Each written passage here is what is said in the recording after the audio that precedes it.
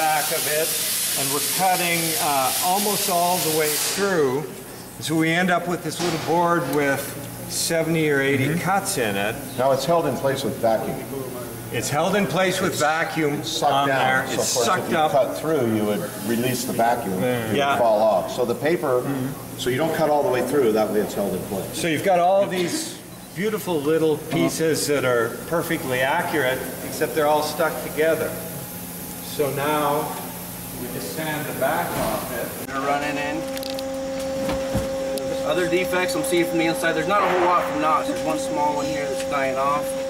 But if you guys look, the face here, right in here we got a pitch line we found out when we cut into the block. So we'll get a piece of brace on the outside. Then we'll get one small top on the inside. And you can see that pitch line continues all the way around. That's something you won't see all the way in, but once you have the block cut up, you'll be able to notice it on the face. So that's just this half of the log. But then you go over to this section here, and you can see it's a lot clearer. Yeah, so this is clean. You can take a block out here that's really quite nice. This is a branch, and you can see it died off as it got there, or maybe we're angling through it, I'm not sure which. But the branches start when the tree is small, and then they grow as the tree grows bigger. They keep sticking out till finally the shade is complete, and then they'll die and fall off in an older forest.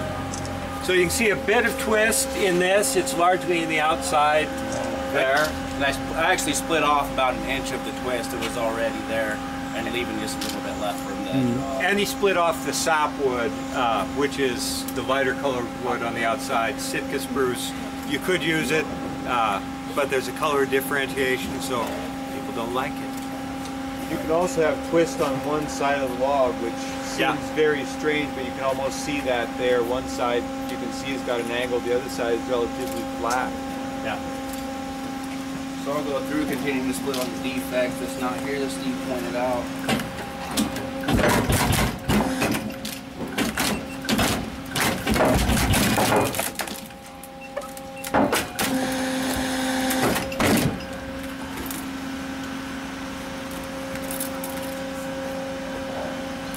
So he's got to be thinking all the time. He's cutting the blocks in sequence from the butt of the tree up the tree, so he's memorizing the defects in this particular tree, in that half of the tree, so forth.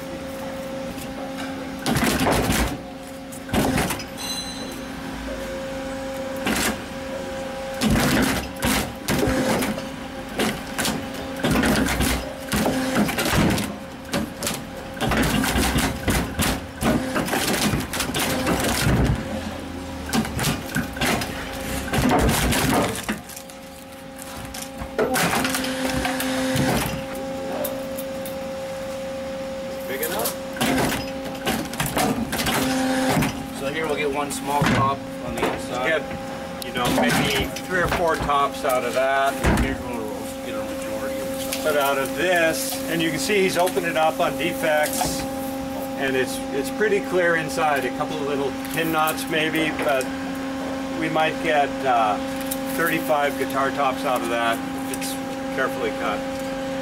Top, but you see this stuff, it almost looks like silk on corn that runs back and forth. We call it silk, we call it cross grain. What that is it's a ray that runs through the wood like spokes on a bicycle wheel, okay? If you were looking at the cross section, and those are called medullary rays. And when you're seeing that silk on the top, what you're seeing is that ray fanned out across the top and almost cut like it was a straw, and you cut a razor blade, you know, right down the straw. So, because this is split, it's perfect, it splits on that ray. And this right here, you see all that shininess, you see the cross grain even in its rough form. And if this were cut at a different angle, if we took and cut across that and showed it to you, you wouldn't see any of this shimmer that comes back and forth. You could tell if a guitar top is perfectly quarter sawn, I'm going to say, if the grain is perfectly 90 degrees, the evidence is in the cross grain that you see in it. And so what Derek does, after these guys have split it, this face and this face, by nature of the split, are exactly 90 degrees from the face. And so what he's going to do is try and make as many tops that are perfectly 90 degrees to the face, which means he's got to fan the tops from one side to the other. Because if he just cut here and started cutting, look what he would get over there, right? And even in here, once this is off, you guys stay within a few degrees pretty much, you know.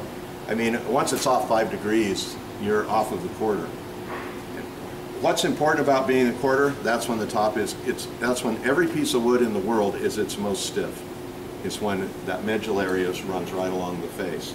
So they go through the care, they've industrialized, they've scaled up the process of what an old luthier would have done by hand splitting tops. And in the old days, a violin maker would not only hand split, you know, the blocks, but they would hand split all the way down to the top itself. So when they open that thing up, it's perfectly 90 degrees. And the interesting thing about industries is sometimes it comes down to one person. And I've always find this, Derek has made every decision on every guitar top that's been made in the United States for the last, I don't know, 10, 12, 15 years. So his job is to take this really rough split and transition that into a sawn piece that's flat, and yet respect the face that was put here. And of course, if this has a twist, you can't really cut on a twist. So then he has to make a decision. What's he going to favor? And we've had lengthy,